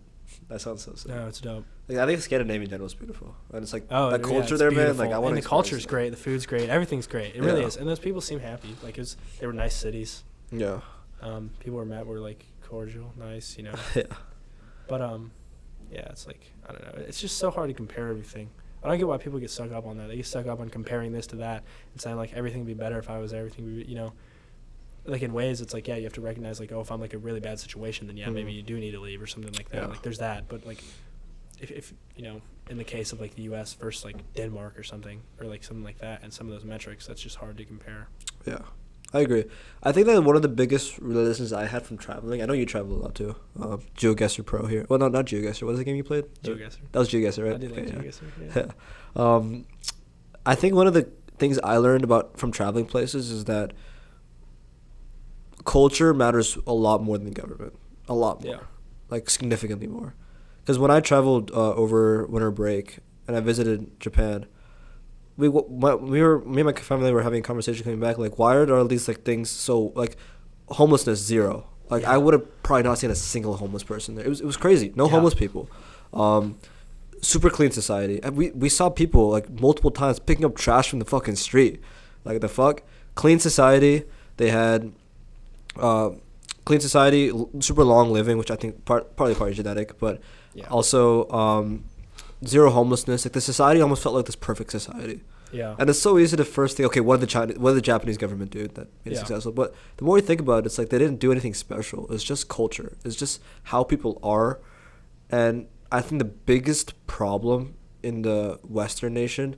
I think diversity is great and everything. I think that in terms of that kind of culture, it's great. But in terms of other forms of culture, in terms of like family culture, in terms of religious culture, and when I say the word religious, I just mean that I think people who live with religion tend to also adopt other values that connect with a more better society, such as family and like taking care of the people around you and like valuing society versus people who grow up and they're without parents and then they go on to live a life lonely and they don't have friends. And I think that is where the problem arises, where we see like all these rises in like these shootings, et cetera, et cetera, et cetera. It all stems from culture. Like there's nothing that the U.S. government can step up and do now. And I definitely do admire some of the efforts they are doing. I think right now with RFK, like trying to tackle the health industry, like the food industry, and trying to make America healthier. Like there's definitely things the government can do, which I agree with. You know, I think the problem with companies funding the FDA, etc., or these like backdoor deals where they are able to influence scientific studies and publish false studies for the sake of selling more ultra processed food, for example. I think stuff like that can be fixed through government. But at the end of the day, like the culture of being healthy, if you go to Sweden or Denmark, you'll see it with your eyes. You'll see people you went there, man. Yeah, I did. You'll see people on bikes and just like going to fucking saunas and like cold plungers and dude, it's different, man. 100%, like you stereotype, but it's 100% real. It's interesting you brought up Japan. I'll get back to that. I think definitely it's like going to the alien thing. It's easier to group when everybody's similar to you. So if a country is based on a culture, like it's based very narrowly on this culture, this religion, these different things, it's easier to set guidelines that everybody can agree upon. But a country like America that is like built and has forever been on the basis that like I get, obviously originally there was like religious means and like our constitution and things like that, and there like in ways there still are, but like generally now in day-to-day society everybody accepts it as like there is no culture of America. There's no religion of America. There's no this things of America. So that's like, it makes it hard. But yeah, I mean, so I went to Japan senior year. So it would have been 2023 December, like winter break. And I want to go again this summer, like by myself. I went in the winter as well, which is cool. Yeah, I know. It was cool. I was there for like Christmas, my birthday. But nice. But no, I know. I don't know if you've been to like Disney World, but it's the same. Like, in Tokyo? No, just in Japan. Oh yeah, I've been to Disney World. Like the streets are clean. Florida. If you like drop something, like they'll clean it up for you. That's how Japan felt. Like, there's no trash anywhere. There's no homeless. Like all these things. But it is like you could look this up. You don't have to. Why not? I think the percentage of people in Japan that are like natively 100% Japanese is like 98%. Yeah, because they were never like conquered by any during the whole imperial era. No, they weren't. Like, they stood up to like all the people that tried to invade them, including like the Mongols back. They just like they were like completely secluded until they weren't, and then they still managed. And then they became a superpower. Yeah, exactly. What we saw percentage of I don't know, people with like Japanese heritage. Fuck, how do I say? Like percentage of people in Japan that are Japanese that have origin. That makes no sense. No, what percent? Like what? Okay, like what percentage of people can date their ancestry? What percentage of Japan isn't Japanese? Something like that. How about I say like? You'll find the fact if you look. What if I just say like percentage of Japanese population that can trace ancestry? This is way more detailed to hunter like the original people of Japan. Because like, dude, like anyone who moves there can technically be Japanese. You'll find this somehow. Okay, I think I fucked it up. That's the whole. I fucked it up. I don't even know what that is. Like what we saying? Percentage of people in Japan that are not Japanese or that are Japanese. I think it needs to be like in Japan though, like because it needs to be like a more recent thing. Yeah, for the Japan population. Dude, I gotta take lessons from Jamie. Dude, I'm gonna start watching a lot of Jamie because I don't have my own Jamie. Unfortunately, I have to search this shit up myself. Yeah, there you go. Look at that, like 97.5%. That's ridiculous. That's a 98. Japanese. That's ridiculous. That's like everybody. Yeah. Like I'm sure America has a lot of white people, but it's not 97.5. Yeah, I wonder like what percentage of America is white? Like probably like 50ish, like 50, right? Yeah, I'd guess like 55, 50. Yeah. Damn. What? But still. 70. Wait. But like they probably like 75? White with Latino heritage or something, you know, like. I don't know. Yeah, I don't know if that's counting for mixed. Could be like maybe it's 55%. But that's still like not like that big white. Because like that's like 3 and 4 people, which is like that's still a lot of other people. Think about 3 and 4, like that's not a big percentage. Think about everybody that's come here. I'd be surprised. Like, I guess there's a lot. Dude, you go to like Kansas, bro, it's all white. You know what I mean? The population of Kansas is nothing compared to these other places. Yeah, like those cities have a crazy amount of population. That's what I'm saying. It's like, but how the fuck did they know these stats? that's a census. So that's wait. Okay, what about this one? 60% are white alone. Not I think it was counting like non-Hispanic whites. That's probably the problem. Here, dude.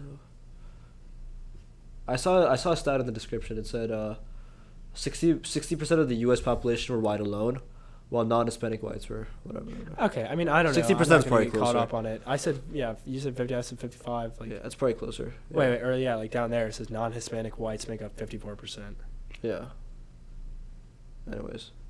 Regardless, it's not 97.5. Yeah, you know, yeah, because it's that's a big actually difference. everybody. Yeah. That's all like there are things in today like that are just like in Japan that are blatantly like racist, you know. Which like isn't the end of the world. No, because it's like Yeah. you know like I don't care like that certain much. properties, it's like foreigners can't buy this, Yeah. or maybe they label it as like white people you can't like rent this property, but it's or like foreigners can't rent this property. Yeah. And like that's I mean technically that's racist because that's like, you know, they're deciding you can't do it based on not being Right. Japanese. Yeah. Like, I don't know if it's racist, but like citizenist, whatever. I'm not for Yes. racism or anything, but like in a society like that, it will preserve the culture, which will ultimately because like look, they No, I have mean, they're they doing have it, like yeah. systems like that, but they're not inherently racist. They're Yeah. very friendly people. Yeah. I think there's a difference between like inherently feeling like like a negative emotion toward a different race versus Yeah. like Yeah. creating these systems to benefit your own country, which I think is a good thing. Yeah, I no, think I mean countries that's should the whole value deal. their people.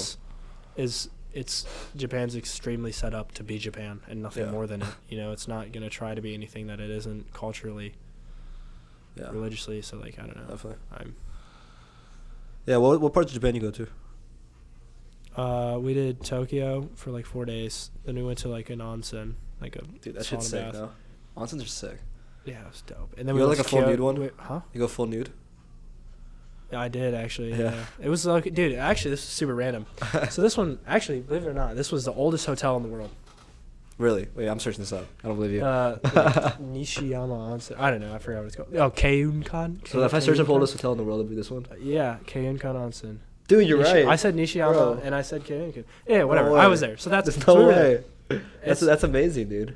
I know. It was super dope. 1,300 years. Dude, this shit's sick. I wish I went here. Is this Anyways, in Alcone? Like, huh? Is this in Alcone? Or? I don't know. It's like in the middle. It's I forget which prefecture. No, I'll search it up. Could be like it's like an Can't go hour on and a half maps. outside of Tokyo, so it could be like Yeah, that's definitely Alcone. Yamanashi. Okay. Yeah. Fair day. Wait, Yeah. dude, I might have been. No, never mind. I feel like you'd know if you were there. No, but, I wasn't here. Anyways, I was like there. My family, was there, my brother was with me, right? And like we're going to this bath or whatever, and there's only one dude, and it's like kind of awkward when it's like somebody, you know, like you're like full nude. This guy was like, I mean, I could visibly see he's like of Asian heritage, right? Yeah. I don't know if he's Japanese or whatever, and he just starts talking to us like full English. He's from Arizona, like he was born and raised in Tokyo, but moved to Arizona when he's young, or like moved to the U.S. at some point. And he like still works and lives in Arizona. He was just there, and he's like, what the hell are you doing out here at this random ass onsen place? But we went there, and we went to Kyoto, Kyoto's to nice. Osaka. We went to Nara for like half a day, and then back to Tokyo. So like, That's sick, dude. it's hard to do.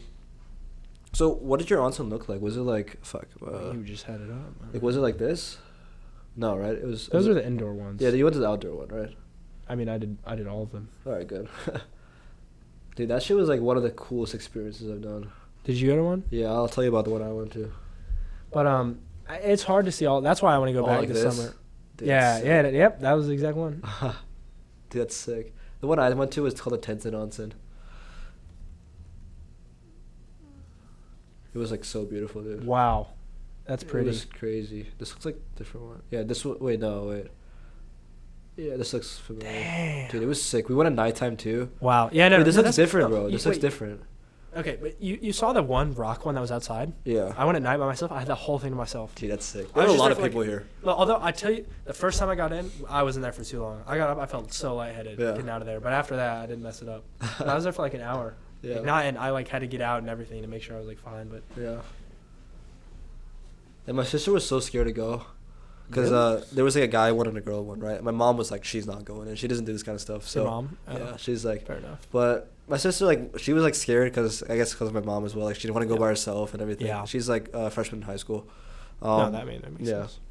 And then we kind of convinced her like it'll be fine. Like there's just girls there. Like it's normal for everybody. It's a super safe society. It's so you're in Japan. You're not gonna have like Japan. some shit's not gonna happen, and it's very much like girls got. So and we really wanted to have the that's experience. good. And so to have the experience. Yeah. It's funny because like she was just scared, just want to go in. We convinced her to go, and then she was like the last one to come out. She had so much fun. Exactly. Yeah. Because I mean, yeah. we thought we were taking too long, and then we came out because we were worried about them waiting for us, and they were like they've been in for like about 30 minutes after us. I was like, yeah, that's cool.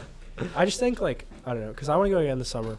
Like whether it's by myself, get some people to go, like whatever, go for like a few weeks, because obviously I don't know what your trip looked like. I'm sure it was relatively similar to mine with like hitting Kyoto, Osaka, like Tokyo, and like an onsen or whatever. I don't know if you went to other parts of the country, but like, and this is true for like most countries, obviously, but like there's the main spots that you realistically need to hit. Like, you kind of have to go to Tokyo, Osaka, and Kyoto, like cultural capital, like the biggest city. We didn't go to Osaka. You didn't? That's okay. Like, where's Osaka? Oh, we drove through Osaka, I think. Is that the second biggest city? Really? Yeah, that is. It's. I think so. Oh. It's like on the southern side. Yeah, we drove through it on the way to Kyoto. I don't know. Yeah, where's Kyoto? That's not a good map. Kyoto's here, right? Kyoto's it's your left. It's your left. Okay, well, let me just like. Actually, wait. There's another. Look at that other map down there. Oh yeah. The Pinterest one. Oh yeah.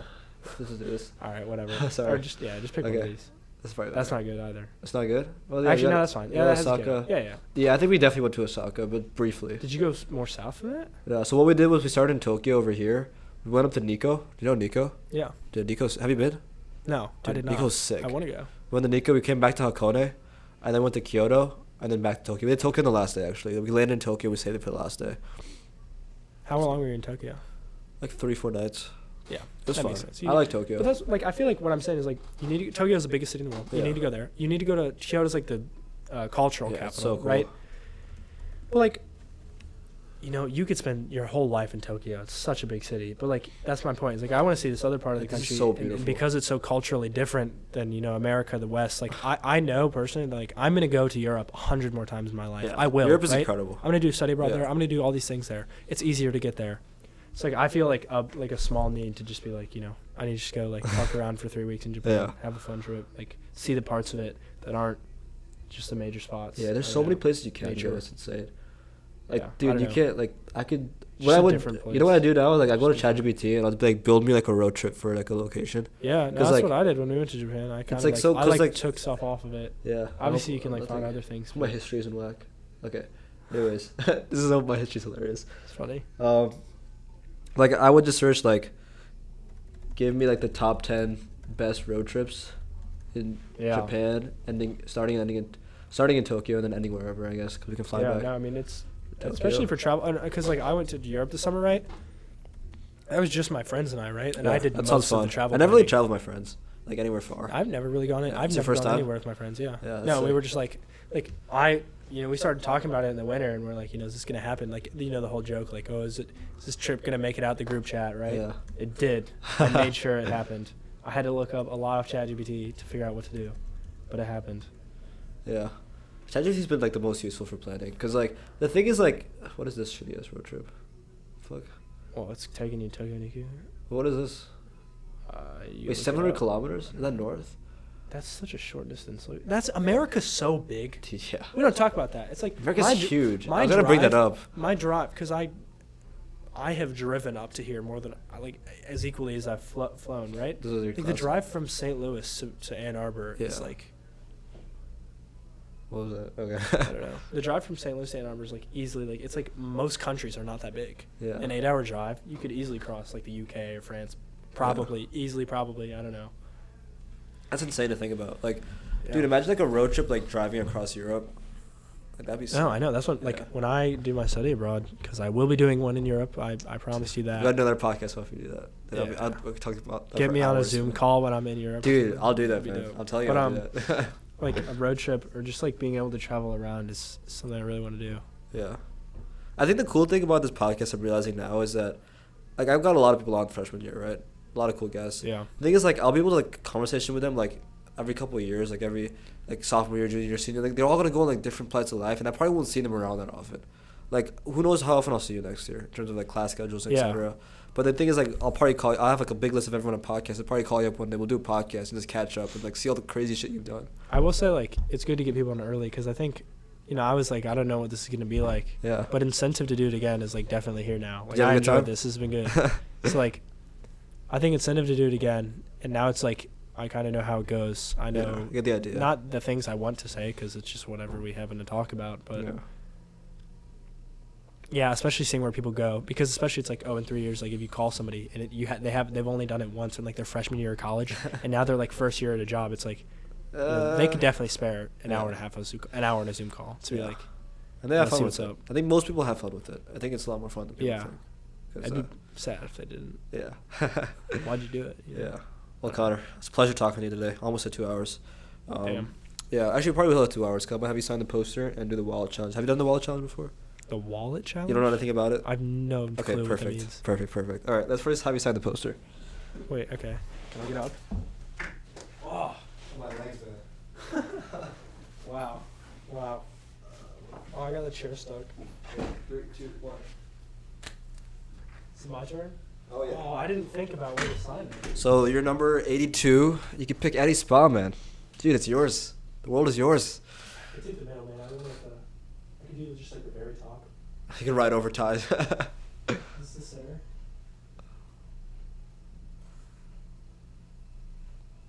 This is so horrible. Of course.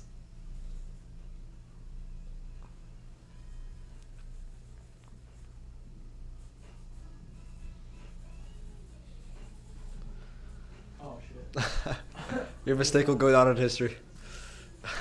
Bro's gotta be extra. Huh?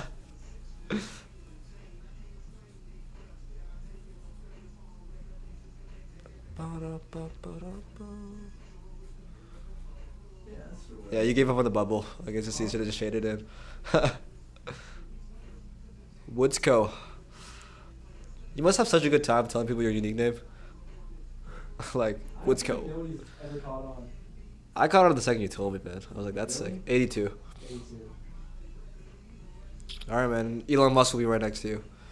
Episode 820. I hope so. Dang. I didn't even I could have signed my name. Dang. Look at Yeah. the good signature. Nico Hatzadorgio. Oh, well, I look like an idiot. Yeah. All right, have a seat, man. It's time for the big wallet challenge. If I forget to do this, Angelo kills me later. If So you figure out how to do it? if I forget to do this I sometimes forget, we just dip. Oh, okay. But this wallet in my hand has never been opened before. It is an anti-theft wallet, and it is extremely difficult to get the cards out of the wallet. The cash can get out easily, but the challenge is getting the cards out. It's extremely hard. So we're gonna put you on a timer. We're gonna have a limit. It's to try to get the cards out of the wallet. I'm gonna give you a countdown. I feel like you've expressed the issue with this wallet to me before. Have I? I've never So do you have any idea of how to open this?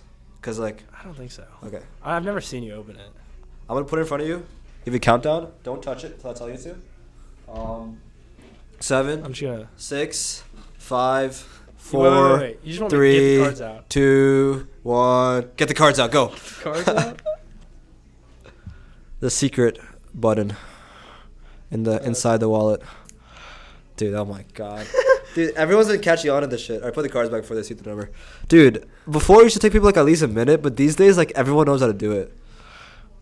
I mean, I have like a similar Esk wallet. I have a Ridge wallet, so Oh, it's like come on. it doesn't have a button at all. But it's like I have to like punch the cards out. It's like I feel like it's like a similar idea of like the cards are like very tightly held. Bro, you have the fucking record, 8 seconds. Do I have the record? Dude, That's fuck. crazy. Dude, I gotta come up with a new challenge. This wallet challenge is like, dude, one person's like a minute 30 to figure that out. You see, Actually, because it's on the outside too. yeah, number 75 right there. I should have known that. You Ben shouldn't have to Rosenfeld. open the wallet to get the cards out. Should we just do that? Yeah. God damn it, the fucking wallet challenge. My Shambles. All right, man. Anything else to close out? No, thank you for having me. This was honestly a lot. Blast. This was fun. This was Hope good. we covered everything you want to cover, from AI to Dude, I don't know. I politics. feel like we talked about a lot of things. I'm hungry, man. It's gonna be a late night. I'm Running hungry shit. too. Not gonna be able to sleep on time. It's a good song.